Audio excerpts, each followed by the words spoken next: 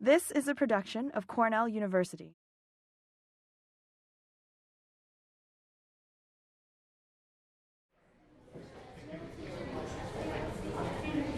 I'm Jenny Mann. I'm an associate professor in the English department here at Cornell, and I'm going to introduce our speaker today. So this is the annual Gottschalk Memorial Lecture, which was established in memory of Paul Gottschalk, professor of English at Cornell and a scholar of British Renaissance literature.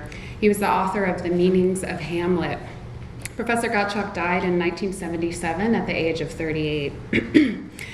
Since its inception, this lecture series has brought some of the most distinguished scholars of Renaissance literature to Cornell to share their work and also work with and mentor our students.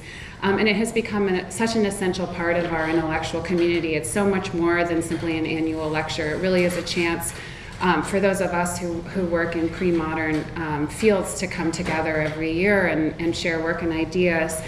So I wanted to offer our thanks to the family of Professor Gottschalk for sustaining this really wonderful event. I want to also thank the English department staff, particularly Lynn Lauper, for helping to make sure that this event could happen. It's a pleasure to welcome Jeffrey Masten to deliver this year's Gottschalk Memorial Lecture. Jeff is a professor of English and Gender and Sexuality Studies at Northwestern University. He earned his BA at Denison University and has also served on the Denison Board of Trustees until very recently. His PhD is from the University of Pennsylvania. Prior to joining the Northwestern faculty in 1998, he taught at Harvard University.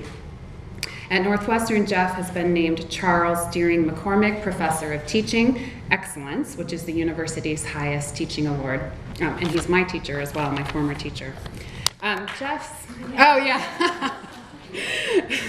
Jeff's scholarly work is far too voluminous for me to itemize here, so by way of introduction, I'd like to simply describe its impact on the field in more general terms as a way of introducing him.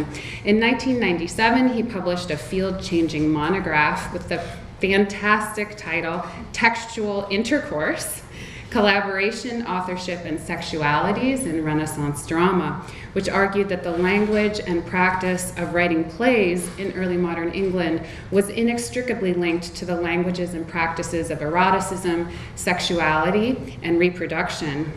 More specifically, Jeff argued that writing for the theater in the time of Shakespeare followed a model of homoerotic collaboration.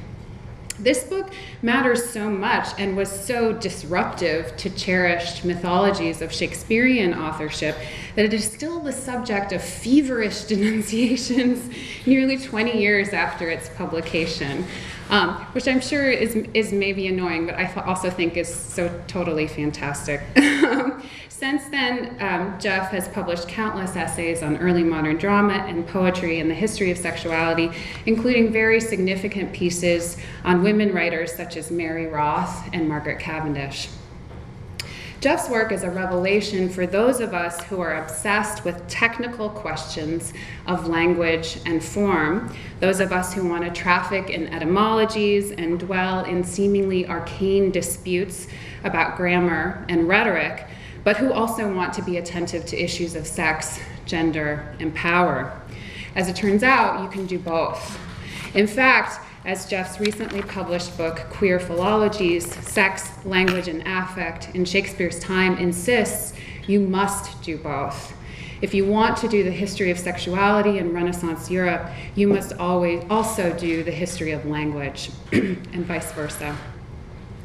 This polemic has important ramifications for the editing of Renaissance texts, and much of Jeff's scholarly work aims to reshape editing practice in our field so that the insights of gender and sexuality studies are reflected in the texts that we use in the classroom, on stage, and in our scholarship. To that end, he was the editor of The Old Law in the award-winning Oxford Collected Works of Thomas Middleton, published in 2007, and is currently editing a new critical edition of Christopher Marlowe's Edward II for the Art and Early Modern Drama. He published his incredible discovery of a previously unknown first edition copy of Marlowe's play in the Times Literary Supplement in 2012. will no doubt hear a little bit more about this exciting discovery in his talk today, which is titled Christopher Marlowe's Queer Reformations, Heresy, Theory, Book History.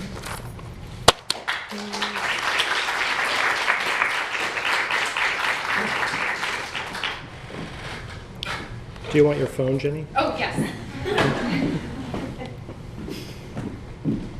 Take some selfies during the talk. Thank you for that wonderful introduction. It's great to be here, to see Jenny in situ. I'm really honored by the early modern faculty and Jenny asking me to do this lecture. I'm really grateful for Lynn and all of her help in arranging everything so smoothly. So thank you, Lynn. It's also an honor as somebody who has, for the last couple of years, taught a course entirely on Hamlet. It's really an honor to be a part of the Gottschalk Legacy series. So I'm really pleased to be doing this talk today. If you came expecting to hear me take a position on whether Marlowe wrote the works of Shakespeare, you'll be sorely disappointed. But I may have something to say about that in the future, having said some things about it in the past. Okay, so this talk, Marlowe's Queer Reformations, it has two epigraphs. So can we see that? Is that good? Okay. So the first is one of a number of things that Christopher Marlowe is said to have said, according to Richard Baines, writing to Elizabeth I's Privy Council in late May or early June of 1593. Quote, that if he were put to write a new religion, Marlowe that is, if Marlowe were put to write a new religion, he would undertake both a more excellent and admirable method, and that all the New Testament is filthily written. And the second epigraph derives from Sebastian Castellio, John Calvin's antagonist, writing in the first major early modern treatise on the toleration of heretics in 1554. Heresy has become today so infamous, detestable, and horrible that there is no quicker way to dispose of an enemy than to accuse him of heresy. The mere word stimulates such horror that when it is pronounced, men shut their ears to the victim's defense and furiously persecute not merely the man himself, but also all those who dare open their mouths on his behalf. The work of Christopher Marlowe has seemed an odd place to go looking for a discussion of 16th century religion, at least of the non-atheistical variety, whether because of the outsized critical reputation of Dr. Faustus in 20th century criticism, or as a result of the allegations in both Baines and Thomas Kidd's testimony to the Privy Council around the time of his death, or perhaps as a result of a reading of especially the Baines document that has emphasized the negative force of heresy and sodomy, Marlowe and any kind of generative, positive statement on religion and theology have seemed antithetical. I want to attempt something like that in this paper by thinking about Marlowe's early 1590s historical tragedy, Edward II, which, as Jenny said, I'm in the process of editing, by thinking about Marlowe's Edward II and seeking to describe an alignment of religion, sexuality, and queer pleasure in and around the play. At least since Derek Jarman's lushly imagistic queer film adaptation of the play in 1991, it has been difficult to see religion and sexuality as anything but antagonistic in Edward II. Jarman films a scene that's only imagined in the play script, in which Gaveston and a gang of thugs strip the Bishop of Coventry of his modern, recognizably Church of England vestments, beat and bloody him, and force him to mime fellatio on Gaveston. Gaveston parodically blesses the bishop with his own denture. Later, when Edward is forced by the nobles to sign a document reinstating Gaveston's banishment, he is supervised by another looming Queenie bishop of the Church of England. The film constantly poses Edward and Gaveston's love against what it figures as early AIDS-era Thatcherian Church of England homophobia. This is a gauntlet of priests who spit on Gaveston as he's leaving the country. Critics and editors of Edward have not always paid much attention to religion in the play either, An exception is David Riggs's 2004 Marlowe biography. But the first 4 scenes of Edward II culminate in a denunciation of religion that is both specifically Roman Catholic and thus a problem of religious temporality. How fast they run to banish him I love, Edward says. They would not stir were it to do me good. Why should a king be subject to a priest? Proud Rome that hatchest such imperial grooms, for these thy superstitious taper lights, wherewith thy anti-Christian churches blaze, I'll fire thy crazed buildings and enforce the papal towers to kiss the lowly ground. With slaughtered priests may Tiber's channel swell, and banks raised higher with their sepulchres. As for the peers that back the clergy thus, if I be king, not one of them shall live. A virtually identical version of the toppled, crazed papal towers line also appears in the explicitly anti-Catholic context of Marlowe's play about the 1572 attack by French Catholics against the Huguenot Protestants, a massacre at Paris. Who speaks this speech of Edward's, and when? What I'll call the speech's queer religious temporality resides in Edward speaking in about 1308 and simultaneously in the early 1590s, a line that succinctly summarizes the beginnings of the English Reformation 2 centuries later, or a half-century earlier. Why should a king be subject to a priest? I don't need to belabor, but I will, the speech's attack on Romish superstition, its demotion of an archbishop to mere priest, its portrayal of a church as crazed in the senses of cracked, structurally unsound, and perhaps also deranged, as well as the slaughtered priests Edward threatens or prophesies, a slaughter the Elizabethan actor playing Edward may, with his audience, either remember or anticipate. In the context of John Parker's work, it's worth pausing over anti-Christian in its stronger early modern adjectival form here, evoking the Antichrist, and its associations and the associations it held with the Pope for more fervent Protestant partisans in the era of the play's first staging. Indeed, there's evidence to suggest at least 3 early readers of the play, the compositors who set the 2nd through 4th quartos of the play, saw an Antichrist capitalized in this line, where the first edition of 1594 doesn't capitalize it, the 1598 through 1622 editions do. A modern editor constructing a modernized text of the play then has an interpretive decision to make: anti-Christian or anti-Christian. It's hard for a modern reader to see both, another problem of temporality. Further suturing the speech to and against its own moment, whatever that is Edward's threat to, quote, enforce the papal towers to kiss the lowly ground. The dome of the new St. Peter's Basilica in Rome, under construction for much of the 16th century, was completed in 1590 on Michelangelo's plan, though Sangallo's earlier design had featured several more ground-kissable towers than we're used to. Edward II, with its medieval English monarch desiring the deformation or destruction of a not yet imagined Renaissance Roman church, was probably written the next year, in 1591. Edward here imagines the papal towers in a scene that represents events of the early 14th century. Marlowe's English Reformation, Why Should a King Be Subject to a Priest?, begins in about 1308. Aside from the temporal disjunctions and achronicities we might associate with what Judith Halberstam, Elizabeth Freeman, and others have thought of as queer time, the queerness of Marlowe's Reformations here may not yet be apparent. I've hinted at it, though, with Jarman's imaging of Gaveston's blessing, sprinkling, or christening the Bishop of Coventry, which visualizes some lines from earlier in the first scene of the play. That first long scene, the beginning of the play, begins with Gaveston's return from an earlier banishment, his conversation and dismissal of 3 poor men, his description of the various classical and pagan delights he will theatrically stage, quote, to draw the pliant king which way I please. Then Gaveston's observation of Edward's confrontation with the nobles over Gaveston's return, and Gaveston and Edward's reunion.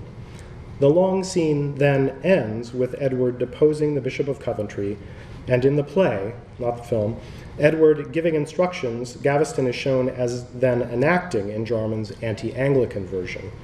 Quote, throw off his golden mitre, rend his stole, and in the channel christen him anew. Edward's brother, Edmund, the Earl of Kent, objects, "Ah, brother, lay not violent hands on him, for he'll complain unto the see of Rome." Gaveston replies, "Let him complain unto the see of hell. I'll be revenged on him for my exile." Rhetorically underlining what is our dual time frames, either this medieval heresy or this Protestant commonplace, Marlowe or pre-stages here a version of the Reformation Parliament's 1536 act extinguishing the authority of the Bishop of Rome, with Edward saying to Gaveston in the play, "No, spare his life, but seize upon his goods. Convey this priest to the Tower and take possession of his house and goods." The 1536 Act had made it treason not to swear allegiance to Henry VIII, rather than to the Pope, of course. Church officials who suspected priests and other offenders of insufficient allegiance were to, quote, "commit every such person to the next common jail of the shire, or else to the king's use." As if reading out the Act's provisions on the stage, Edward says, "Aye, take him to the Tower, the Fleet, or where thou wilt." A few lines into the next scene, the Archbishop of Canterbury complains to the nobles about Coventry's treatment. "First were his sacred garments rent and torn, then laid they violent hands upon him, next himself imprisoned and his goods asseised. This certify the Pope. Away, take horse." The 1594 first edition spelling, asseised, which I've given you here in the midst of a modernized text, a word for which there's no modern equivalent, is typically amended by editors beginning in the 18th century to asseized, a word that may convey violent seizure, but does not otherwise exist in nature. Marlowe's early audiences and readers might have heard assized, the legal term I'll likely modernize to in my edition. Assized is defined in John Rastle's circa 1525 expositions of the terms of the laws of England as, quote, "a writ where any man is put out of his lands or tenements or of any profit, and so disseized of his freehold." But audiences might also have heard assessed, with the resonances it might have for inventorying church property under Henry VIII's seizure of the monasteries. Or perhaps in this spelling or word, they might have heard more strongly, simply, actively, ceased. Himself imprisoned and his goods ceased. The church's property is seized. Once unpacked a little, and I'm grateful for your patience with that unpacking, these scenes, Reformation resonances, and anti-clericalism, then, are clear enough. Scene 1:1, after all, concludes with Gaveston's remark, "What should a priest do with so fair a house? A prison may beseem his holiness." But the more radical Reformation I see here, which hasn't been recognized, is the way in which, 1, the play begins to erect in its first scenes the fantasy of what I'll call a queer ecclesiastical counterpolity in virulently anti-Roman terms. 2, that it does so in an explicitly mixed temporal space that might be imagined as past, present, or future.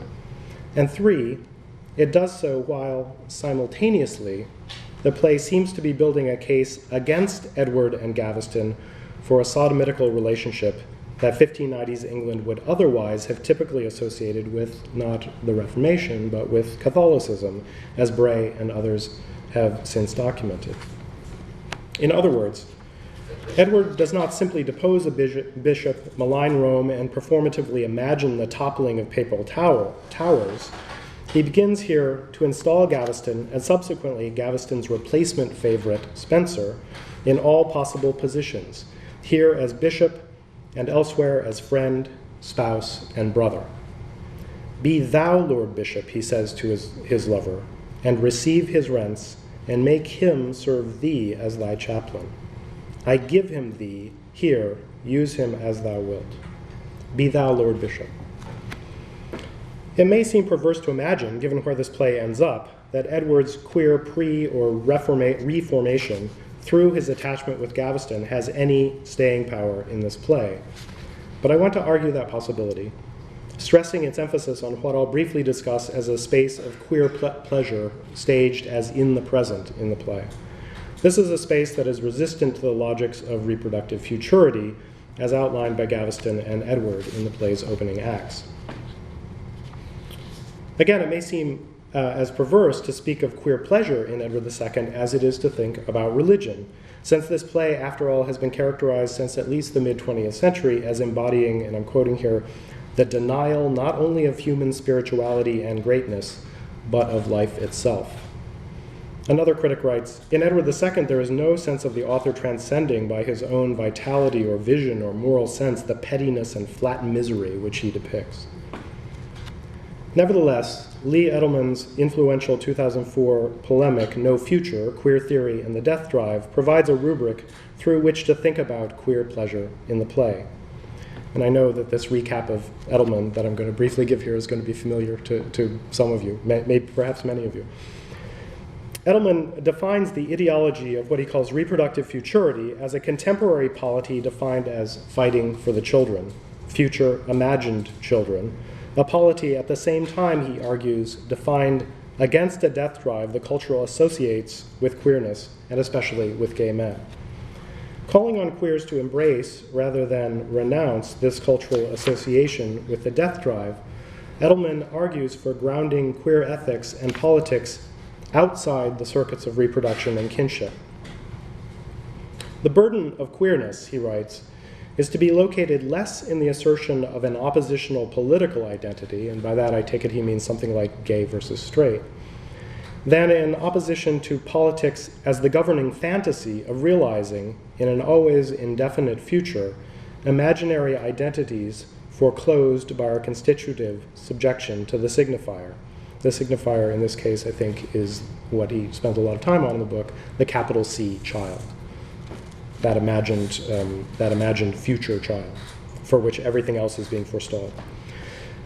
Edelman further associates queerness with a kind of jouissance that, on the one hand, quote, insofar as it gets attached to a particular object or end, may have the effect of congealing identity around the fantasy or satisfaction or fulfillment by means of that object. And on the other, and at the same time, quote, this jouissance, sometimes translated, he says, as enjoyment, dissolves such fetishistic investments, undoing the consistency of a social reality that relies on imaginary identifications deferred to the future, on the structures of symbolic law, and on the paternal metaphor of the name. End quote. Must every political vision be a vision of the future? That is, must every political vision imagine a future that forestalls a boundary-breaking jouissance in the never-permitted political present? That's the provocative question that Edelman's book asks, and reading the queer temporalities of Reformation in relation to the space of present-tense queer jouissance that the play seems to clear, I want to pursue that possibility in Edward II. The first speech of Edward II closely associates Gaveston in his relationship with Edward with queer pleasure or bliss or enjoyment in the present tense. And this is the first speech of the play. It's worth saying before I read the speech that in a production of the play, as opposed to the script, what happens is an actor walks out and starts speaking, and you're not sure who the I of this speech is right away. It becomes clear. But that interchangeability of the I of the reported letter that he's reading and the I who's speaking is an interesting part, I think, of what's going on here. So Gaveston, or the actor, says, my father is deceased. Come, Gaveston, and share the kingdom with thy dearest friend. Ah, words that make me surfeit with delight. What greater bliss can hap to Gaveston than live and be the favorite of a king? Sweet prince, I come. These thy amorous lines might have enforced me to have swum from France, and like Leander gasped upon the sand, so thou wouldst smile and take me in thy arms. The sight of London to my exiled eyes is as Elysium to a new-come soul. Not that I love the city or the men, but that it harbors him I hold so dear, the king, upon whose bosom let me die, and with the world be still at enmity. What need the Arctic people love starlight, to whom the sun shines both by day and night? With its regendering of the hero and Leander story, its amorous wordplay on coming and dying, its theatricalization of the interchangeability of male friends in that initial uncertainty about who wrote or speaks the opening lines drawn from Edward's letter, The speeches become a fixture in readings of male friendship and homoeroticism in the play. But the lines also imply, I think, a bliss, joy, delight, outside time in an eternal present of now, the sun shining both day and night, that is also simultaneously marked by its association with an embrace, that is its metaphor, of a death drive that is itself increasingly linked with Gaveston in the play that follows. This drive toward death seems to hold in suspension both queer sexuality, sweet prince I come, upon whose bosom let me die, and a more literal desire for death. Call it a Leander complex. Bad joke, sorry. It's, the play is a denial of spirituality and life, so we mustn't joke about it. Moreover, in the Reformation context we've already been examining, as Rambus's work on homo devotion helps us to read, and as the spelling, oral, and etymological haziness around what the OED calls the mutually influencing words bliss and bless may have helped to trigger for an early modern audience, the passage performs a subtle queer rewriting or reimagining of theology as erotic bliss or bless in an eternal present. London becomes the Elysium of a new-come soul, and it's a soul who has already come in a quasi-sexual sense above. Gaveston shares this heavenly kingdom with a son who has succeeded upon the death of the father and his law. Gaveston later refers to his hoped-for meeting with Edward as another simultaneous death or bliss. Quote, "Oh, must this day be period of my life, center of all my bliss?" As we've already seen, the possibility of the play outlines here of Gaveston and Edward together producing an alternative and oppositional space of pleasure linked to a queer theology with indeed its own theocracy is reenacted a few moments later as Edward installs Gaveston as Bishop of Coventry.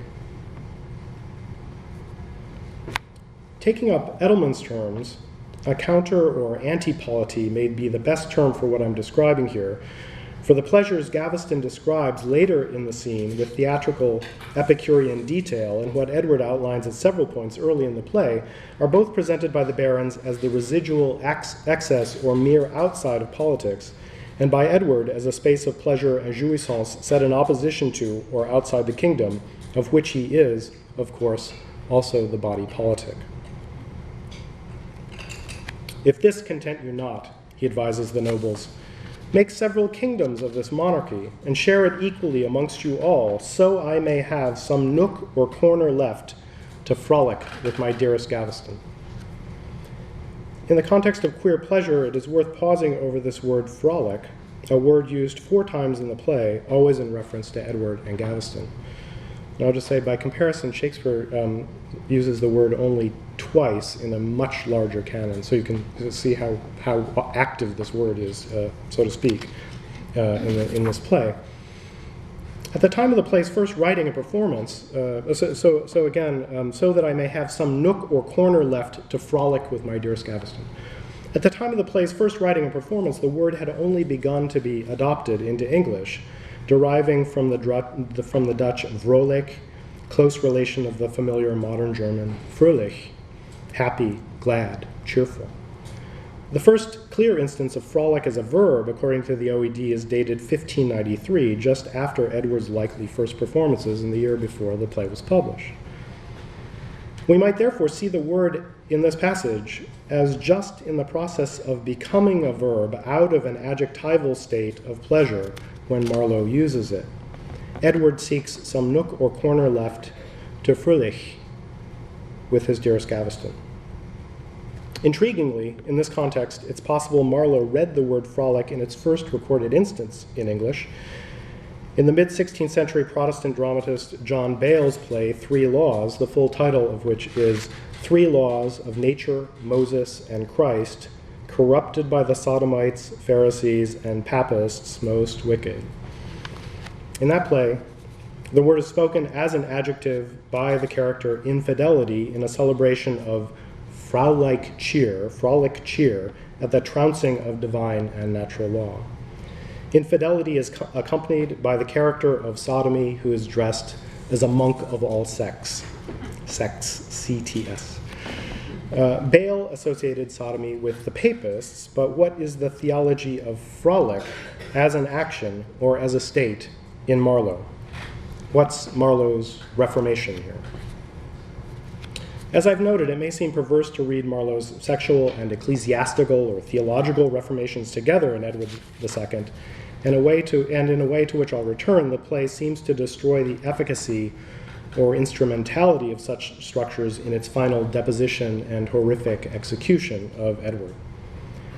Nevertheless, if this is a perverse reading, we now know that it may well have been one practiced in the early 17th century. Until recently, as Jenny noted in introducing me, only one copy of the 1594 first printed edition of Edward II was still known to exist. A couple of years ago, I found a previously unknown copy, quite accidentally, and it is literally, which is to say physically and materially, bound up with sexuality and Reformation theology. As I've described in detail elsewhere, the owner of the book was Johann Christoph Oelhoffen, a highly educated, devoutly Lutheran Nuremberg diplomat and lawyer from a patrician family who traveled extensively all over Europe, Italy, France, the Netherlands, often to universities. His travels included London and Oxford, where he was in 1594 and 95. He seems to have met Elizabeth I, or at least visited the royal palace at Greenwich. He kept an extraordinary travel diary that logs his travels and other events in his life. 4 years later, in April of 1598, he seems to have been present and in conversation with the English envoys at the negotiation of the end of the French Wars of Religion and the Edict of Nantes, securing, for a while at least, Protestant freedoms in France. At the time of his death in 1631, and in the decades thereafter, Oelhoffen and his heirs left his extensive collection of about 1,400 volumes to his alma mater at Altdorf. And though later swallowed by another university, his collection has remained fully intact since the 17th century, often with his own handwriting on the original bindings. There's a lot of his handwriting to compare with this, and his handwriting is on virtually all the bindings. One of these volumes, the middle one here, bound in 1612, contains the 1594 first edition copy of Marlowe's Edward II. And there's a detail of the book plate at the left that says when he bound the book. I don't know how Oelhoffen got the book. There's no record of it being sold in the Frankfurt book market catalogs, for example, but it's hard not to imagine that he picked it up on his travels to England in the year of the play's first publication. Thus far, I found no record that he saw the play on stage. Oelhoffen bound his copy of Edward with two other texts. The first is a 1584 reissue of exiled Italian Protestant Mino Chelsea's 1577 arguments in favor of religious toleration. This book is Chelsea's contribution to the flood of intra-Protestant arguments generated by Calvin's energetic prosecution of Michael Servetus for heresy, for which Servetus was burned with his books in Geneva in 1553. And this is the bound volume, the copy in the bound volume with Edward. Chelsea's book is a 500-page sustained engagement with Theodore Beza's treatise Justifying the Persecution and Sometimes Execution of Heretics, also from 1554, itself a response to Sebastian Castelio's pro-toleration anthology of the same year, which I quoted as an epigraph. Both treatises followed upon Calvin's own 1554 defense of Servetus' execution. Should heretics be executed? Should not the Reformed Church be appalled to be applying the methods of the Roman Church against fellow reformists? Was not the heretic always, theoretically at least, curable, teachable, redeemable, unless and until, of course, he was put to death? These are Chelsea's questions, and those of the many others in this era querying toleration and heresy. The second text with Edward in Oelhoffen's Sammelband volume is also, in its own way, concerned with heretics and infidels, a Latin text that translates, the title of which translates as, quote, The Turkish Observer, or an examination of the period of Turkish rule with preliminary remarks on the variety of religions, especially Oriental ones. It's published in Hamburg in 1611. So this is one of these things where you go to an archive and you fail to notice that your one picture of the title page is blurry, so you give your audience another page from the same text. The writer, Joachim Vaget, is now obscure, but in a later English text, he's said to be an authority on Turkey and Islam and associated with the idea that, quote, the complicate error of the Socinians sprung from Mohammedanism. That is to say, that a particular, eventually Unitarian sect of Protestantism came out of Islam. I mention this because Chelsea's defense of heretics is itself closely related to Socinianism. Indeed, his tract was long attributed to the uncle of Fausto Socinus, a founder of Socinianism, a precursor, as I've said, of Unitarianism. So here's another stitch binding these texts together.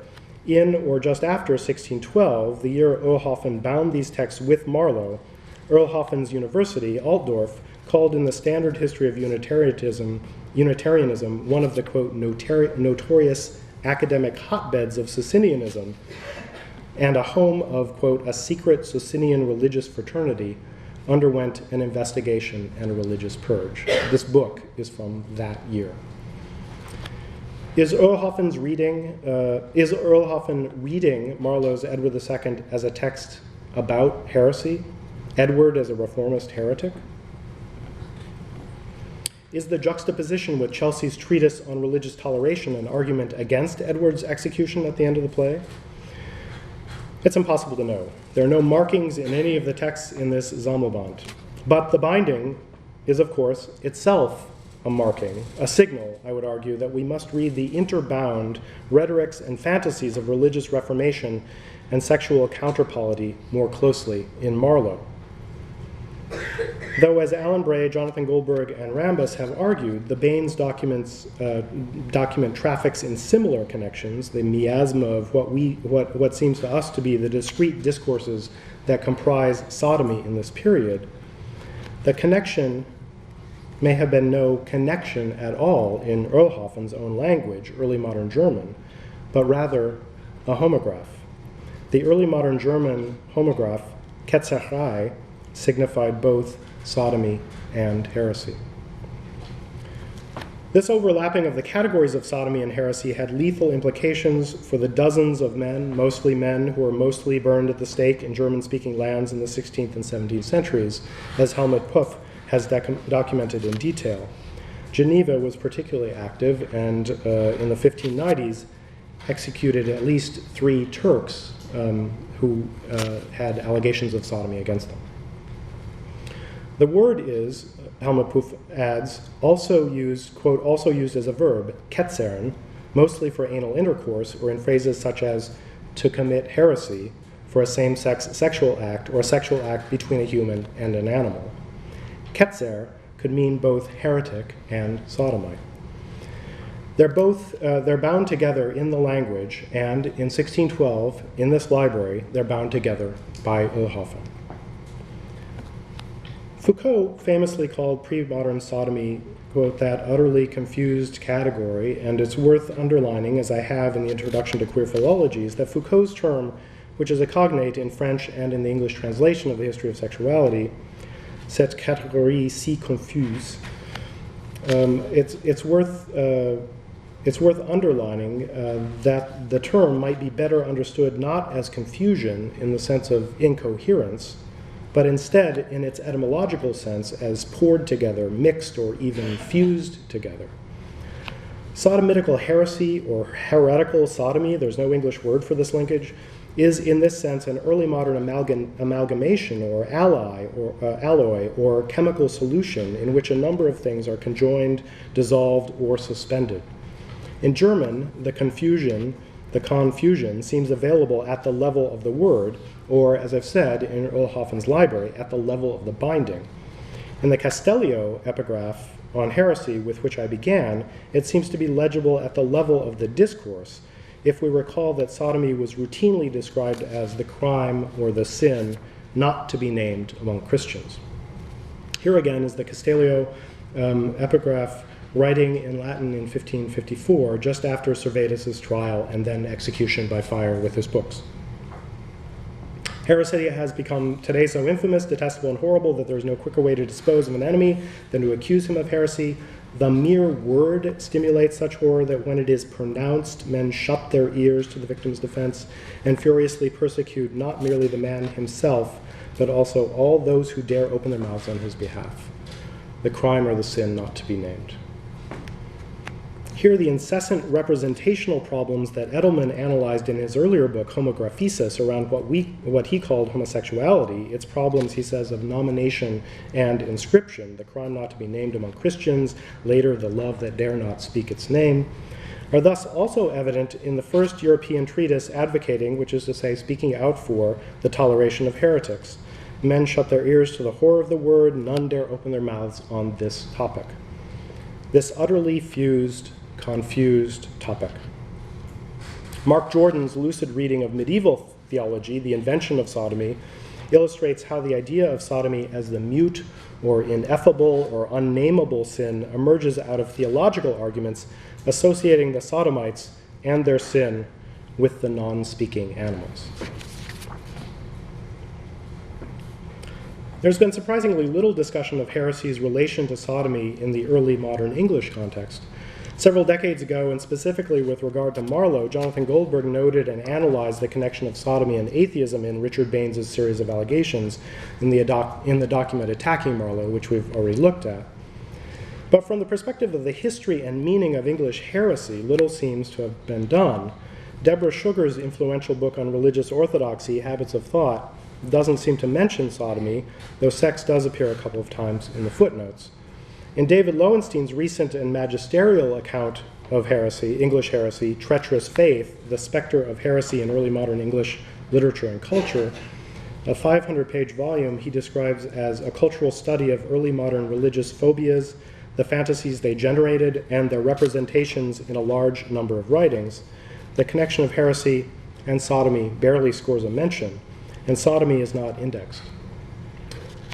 Tellingly, the book's index does list the sexual demonizing of heretics. Lowenstein writes in the text itself that heretics were often sexualized in the early modern period, and that, quote, attacks on heretics in the early modern period are frequently couched in the language of deviant sexual behavior. Lowenstein's occasional attention to this linkage is, of course, welcome, but what seems to me to be more necessary, both from the side of sexuality studies and from the side of religious studies, religious history, is, to borrow a term from elsewhere in our scholarship, a more intersectional analysis of this confusion.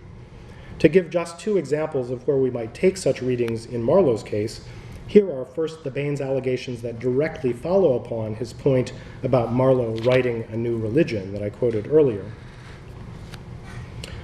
He alleges that Marlowe said that the woman of Samaria and her sister were whores and that Christ knew them dishonestly, and that St. John the Evangelist was bedfellow to Christ and leaned always in his bosom, that he used him as the sinners of Sodoma.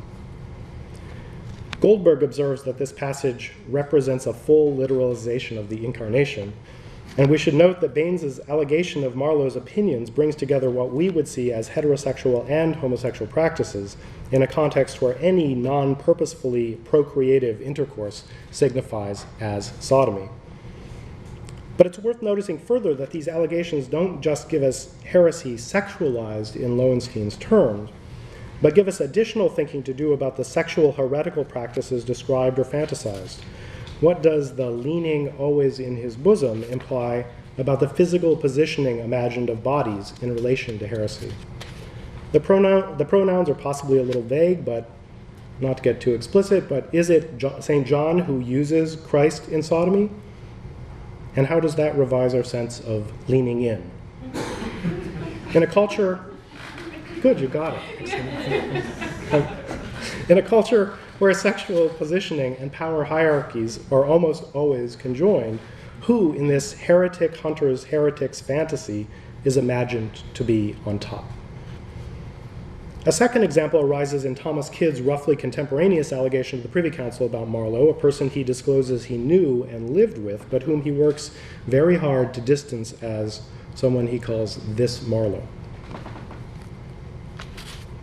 Kidd, apparently under threat or in the aftermath of torture, writes that, quote, Marlowe would report St. John to be our Savior Christ's Alexis. I cover it with reverence and trembling. That is, that Christ did love him with an extraordinary love. It's not entirely clear whether Kidd is arguing that Marlowe himself connected St. John and Christ with the beautiful boy Alexis, for whom the shepherd Corydon burned with unrequited desire in Virgil's second eclogue, or whether Kidd is alleging that Marlowe said something more explicit that Kidd then covers with reverence and trembling, unable to speak the crime or sin not to be named. Cover, and you may think this is a bridge too far, but cover itself, of course, is a common term for sexual positioning in animals in this period. So even if he's euphemizing, Kidd may not be out of the woods yet. And he goes further, citing not only the classical precedent, but also Christ's extraordinary love. Extraordinary is a fairly recent word in English at this point, and it's not clear whether Kidd's use here means simply out of the ordinary, out of regular order, paraphrasing the OED, or whether it also brings with it what the OED calls the common later emotional sense of admiration, his extraordinary love. Although I'm not going to pursue this, it's also worth noticing the way we may need to take our intersectional analysis further, considering the confusion here of classicism, sodomy, and heresy. In all of this, I'm following and building on Rambus's formative work, reading early modern devotional poets who figure themselves as Christ's Ganymede and insisting on what Rambus calls devotion's polytropic erotics. While Rambus has been most centrally focused on the intersection of devotion's language with that of eroticism, I want to press here in the direction of heretical transgression and the sexual religious reformations it may make thinkable. What would it mean for Marlowe or Baines and Kidd imagining the thoughts of a fantasized Marlowe to have imagined a church founded on leaning in, on the sinners of Sodoma, on Corydon and Alexis and extraordinary love? What new church is this? What new sex is this? To imagine early modern sex not only through the language of Virgil's speaker, but also through that of the evangelist. Such connections or confusions can take us back to Marlowe's play, the ending of which might seem quite easily to dismantle anything like the queer reformations I urged us to see in its opening scenes. There's not time this afternoon to set out what we might see the play doing with the capital C child of Edelman's reproductive futurist analysis. Still, despite this apparent dismantling and shutting down of queer reformation that the play does, some noted but under-examined details in the scenes of Edward's deposition and death yield to additional scrutiny in the context of toleration, sexual heresy, and/or heretical sodomy. Is it wrong to kill Edward? Is he to be tolerated? Marlowe emphasizes that Mortimer's unpunctuated, ambiguous Latin death decree in the play has it both ways, with Mortimer made to open out both interpretations for the audience in the play's careful translation for non-Latin speakers in the play-going audience. And I hope you can see this. I wanted to give you the first edition so you could see the spelling and punctuation of the original text. So Mortimer says, he has a letter. This letter, written by a friend of ours, contains his, Edward's, death, yet bids them save his life. Edwardum occidere nolite timere bonum est, fear not to kill the king, 'tis good he die. But read it thus, and that's another sense. Edwardum occidere nolite timere bonum est, kill not the king, 'tis good to fear the worst. Unpointed as it is, thus shall it go, that being dead, if it chance be found, Matrevis and the rest may bear the blame, and we be quit that caused it to be done. Many modern editions actually can't tolerate the ambiguity in the Latin, adding a comma after timere in the first iteration of the line, and then after nolite in the second. However clear the English is in laying out the two possibilities, it's notable that the first edition leaves the Latin unpointed. The problem of toleration versus execution is at the heart of Edward's sentence.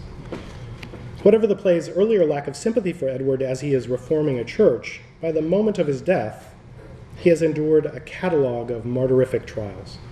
Indeed, the title of the play specifies his, quote, lamentable death. Edward's trials include being housed in a sewer dungeon, and in the original stage direction, his captors, quote, wash him with puddle water and shave his beard away. He hath a body able to endure more than we can inflict, says one of his keepers. Though editions now often modernize the place name to Kenilworth, the castle where Edward abdicates is given in the early modern editions as Killingworth, and I'm having a fight with my editors about whether I have to modernize that or not. Killingworth, worth is killed, in other words, there's an implication here. Edward's death itself, famously by anal penetration of a red-hot spit, is capable of being read any number of ways, and has been, but as has long been discussed, it is perpetrated by a character whose name, Lightborn, introduced by Marlowe and not appearing in the play's historical sources, is an English translation of Lucifer. As if to emphasize the theological implications, Mortimer, in the scene we've just been reading, theatrically brings this figure onto the stage from a locked room and begins to catechize him. Lightborn, come forth. Art thou as resolute as thou wast? Lightborn, we learn, is an English criminal who emphasizes that he learned his methods of torture and execution in Italy. But has not, I believe, been discussed, the mode of execution this Italian-trained Lucifer employs braids or binds together a sexual crime recognizable as sodomy and a martyr's death. Indeed, in the context of Oelhofen's little anthology and Puff's research, Edward's death seems legible as a rewriting of a Ketzer's fiery end, a heretic's burning turned outside in. Finally, Edward's sacrificial rhetoric in his final scenes itself takes on a Christological resonance that harkens back to the first scene's queer theology. O Gaveston, it is for thee that I'm wronged. For me, both thou and both the Spencers died, and for your sakes 1,000 wrongs I'll take. Earlier, at the moment of his arrest, Edward had said, "Rip up this panting breast of mine and take this heart in rescue of my friends." I'm perhaps wrongly stretching the reading or binding to see such queer Reformation possibilities through Oelhofen's Zammelband. Still, it's worth noting that of the 3 copies of the original Edward II ever known to have existed since the 19th century, at least 2 have come to light with religious connections. Of the copy now in Zurich, I've been able to discover nothing prior to the 18th century. It's bound alone. Oelhofen's story I've told. A 3rd copy, now missing or destroyed in the aftermath of World War II, had been discovered in a German library in 1876. Although accounts differ on how it got there, apparently, quote, it was unbound but wrapped up in the pages of an early English translation of the Bible. It's hard to credit anything Richard Baines says about Marlowe in the document we've been reading, and much of it might rightly be summarized as queer anti-Protestantism, a counter-Reformation. But perhaps Baines happened to be right in this. Perhaps Marlowe did say that if he were put to write a new religion, he would undertake both a more excellent and admirable method. Perhaps this Reformation, this new religion in all its admirable methodological queerness, is written into Edward II, or at the very least was read as such. It's shocking to our current modes of categorizing, reading, and anthologizing Marlowe, but it's instructive that, beginning in the 17th century and continuing well into the 19th, Oelhofen's volume, with its Marlowe, was categorized by its various holding libraries as theology.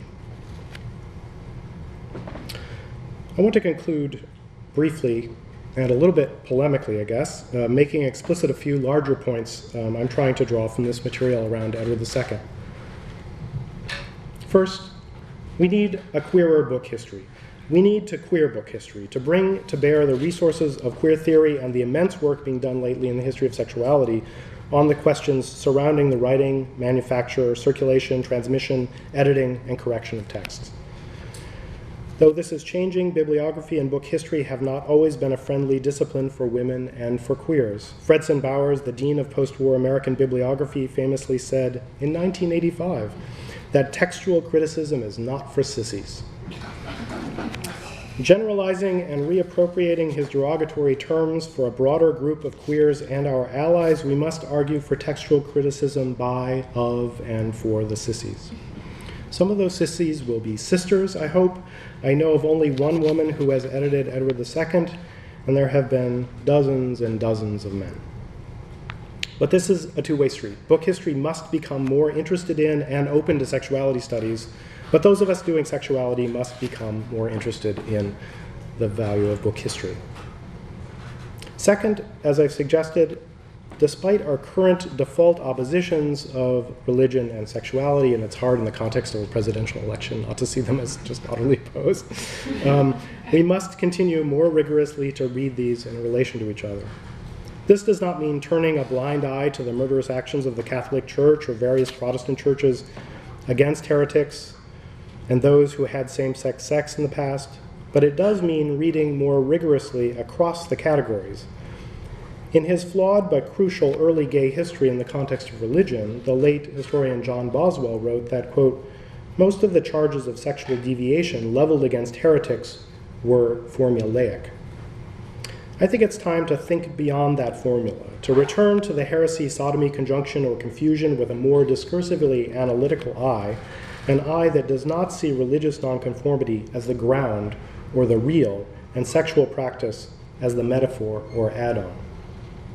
The word heresy itself ultimately takes its etymology from choice, and in this regard, it's worth contemplating that heresy's fellow traveler, sodomy, and thus what we would call sexuality, is sutured into Protestantism, its debates over toleration, and ultimately into ideas of the Enlightenment from the beginning. And once again, reading sexuality and religion will need to be a two-way street for the disciplines.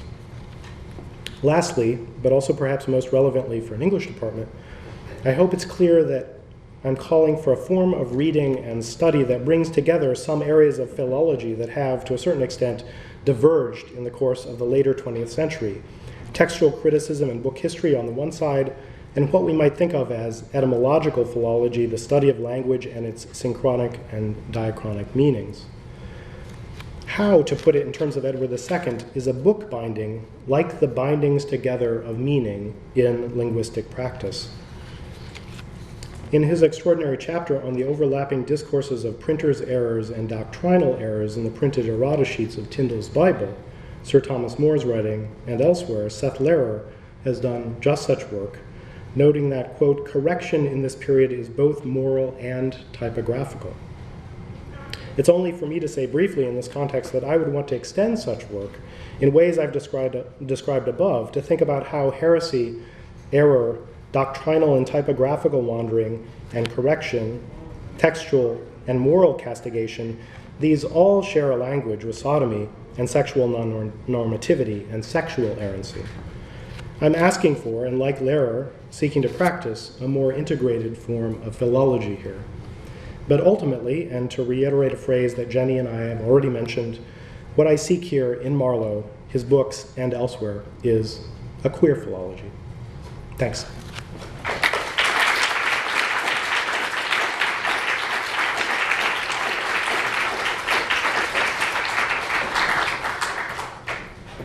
We do have time for questions before the reception. Yes, Tim. Could you say a little bit more about this binding together of volumes and how common it is? In this particular case, or you mean more generally? Maybe even more generally, this particular case, more generally. The book I would refer you to is a book by my former student Jeff Knight. It's called Bound to Read, and it's really about the ways in which we have to think about binding together. He works largely in the English context, but as you saw in the German context, it's certainly a common practice. Earl Hoffman binds his books together by topic, as you saw, but also by book size within topic. So these are all kind of octavo-sized books. Edward II is referred to as a quarto, but it's really an octavo-sized book in its first edition. So he binds by topic, and then within topic by book size, which is weird to us. Jeff Knight's work, I'm not going to remember all the wonderful details of it, but he shows libraries in which the bindings together are by chronology. So here we have all octavos published in 1600. Here we have, right? So it's totally foreign to our sense of, our default sense of complete works bound by authors or binding by topic. So there are kind of wonderful disruptions to our idea of the order of books, I think, that come out once you start to think about what gets bound together, and wonderful juxtapositions like this. I mean, I just feel like this was a kind of extraordinary moment for me because if I hadn't had training or thinking in the history of sexuality, I would have just thought, what the hell is this book doing in this context, right? I would have had none of the tools to kind of unpack that. But I think there are lots of those things out there floating around, and the amazing thing about Roelhofen's collection is it's still intact. Knight goes to the British Library and looks at their old catalogs of what was bound together before all the Shakespeare quarters were pulled out of their juxtaposition of other books. And then you start to see, well, what was Shakespeare bound with? What was Marlowe bound with? A lot of that evidence, librarians in the service of our categories and our ideas of authorial discretion, dismantled in the course of especially the 18th and 19th centuries. But to find the ways to trace back that evidence, I think gives us kind of fascinating ideas of what ideas, what practices were put next to each other. Does that?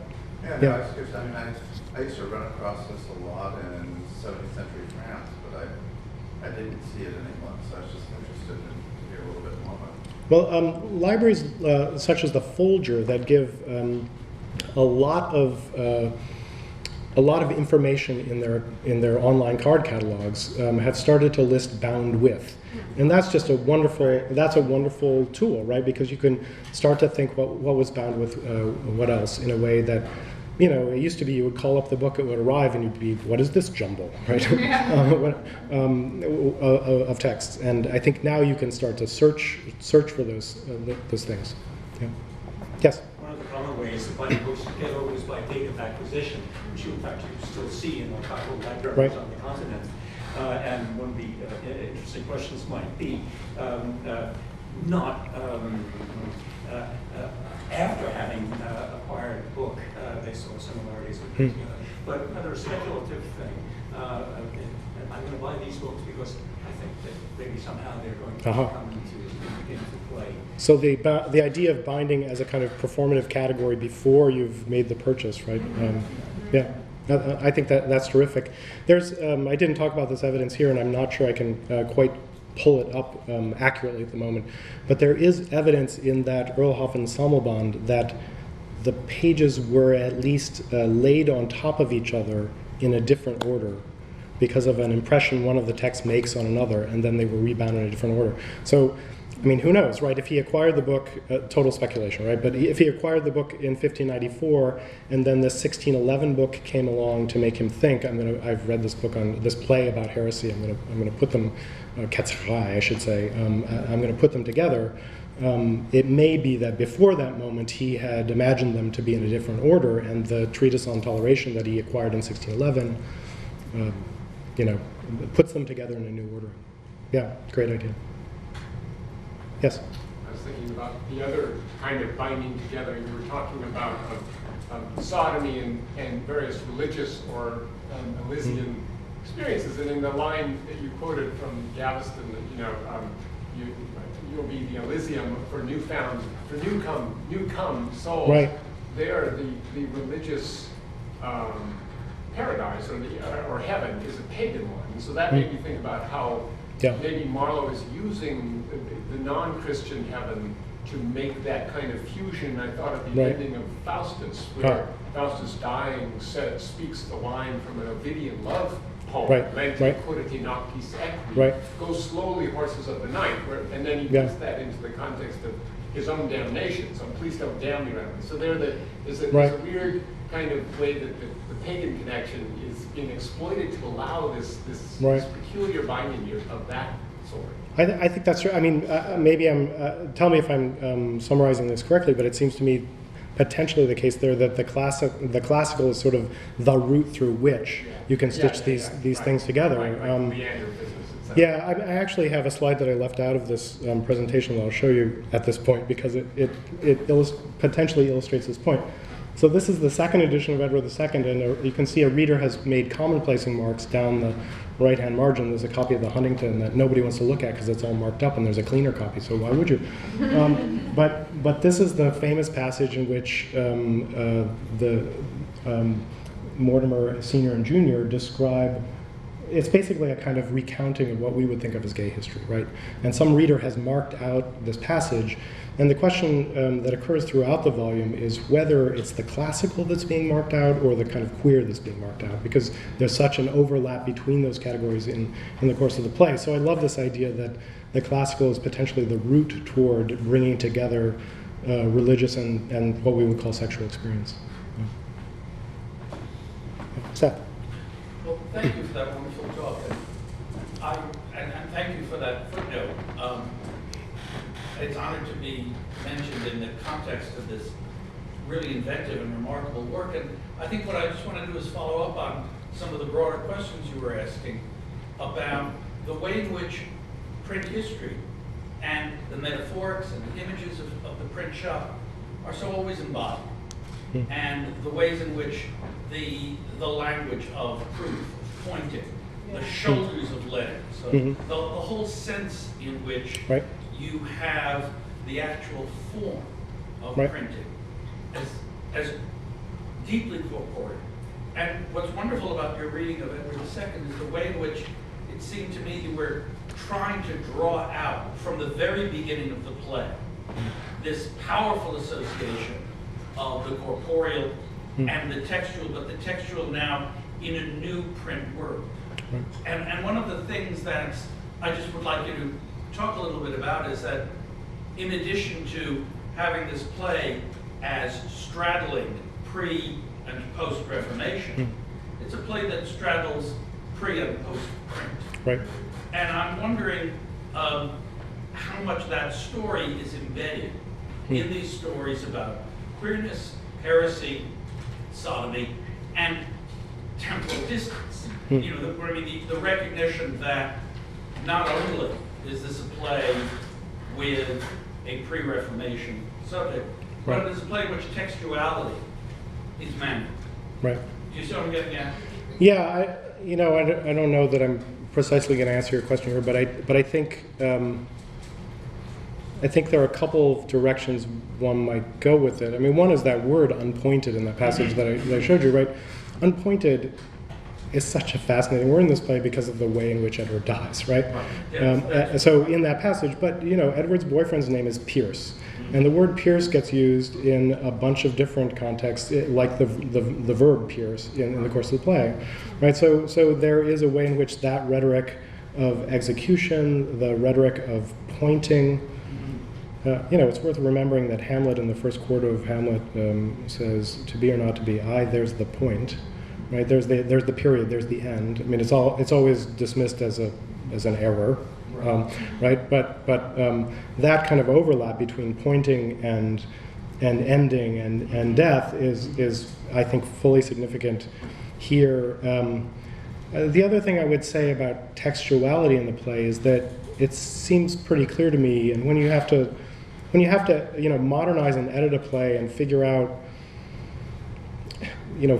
like, why does Marlowe have Gaveston when he comes from Ireland arrive on the other side of England? And you start to realize as you read this that Marlowe is busily shuffling the history and cutting out one of Gaveston's many exiles, right? And so the exile that was in Flanders has been cut out, but he still arrives as if from Flanders. So, that's a lot of detail, but the point is you can, I don't want to overly kind of primal scene this, but I think there's a way in which you can at least imagine Marlowe turning over the pages of Holinshed and cutting here and adding there, adding to the sources obviously in the Lightbourne instance, but there's a way in which this play, especially with Holinshed's Chronicles, but also with a couple of other historical sources, seems right there in the text, cutting, and to imagine this play as cutting and pasting, pasting of history, and with all of the kind of disruptions and supplements added by that kind of work to the narrative of history.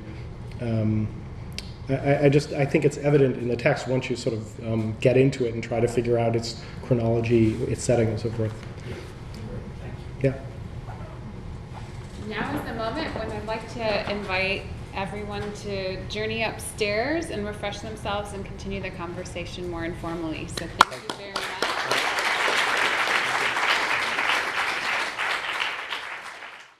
This has been a production of Cornell University, on the web at cornell.edu.